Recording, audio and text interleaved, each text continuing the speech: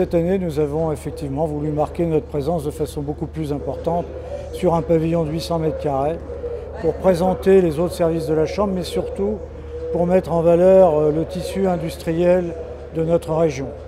Il y a des choses aussi surprenantes que la production de pompes pour le carburant automobile, comme la production de pinceaux que nous arrivons à vendre aux Japonais pour peindre les mangas. Et donc, parfois, il y a une distorsion entre l'image qu'on peut avoir de sa propre région et ses propres qualités. Bien évidemment, hein, la Chambre de commerce est le deuxième formateur derrière l'éducation nationale sur notre territoire.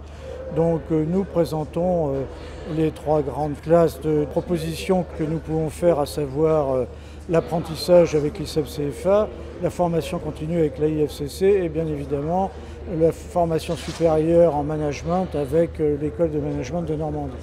Nous insistons et nous présentons le projet Arcade, qui est une véritable pépite de développement pour le tissu économique de notre territoire.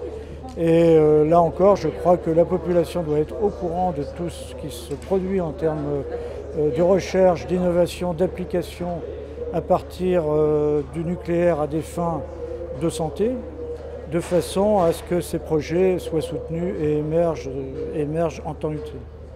Je crois que dans notre région, nous ne sommes pas assez fiers des entreprises que nous avons. Donc cette année, nous avons mis le thème entreprises conquérantes et là, nous les exposons de façon à ce qu'on se rende bien compte de leur qualité et de leurs possibilités. Et de pouvoir passer un message auprès du grand public et des jeunes qu'ils sachent que l'entreprise en France n'est pas en déclin, qu'il y a des innovations, qu'il y a de la production, qu'il y a de l'avenir et encourager les jeunes à se porter vers les entreprises.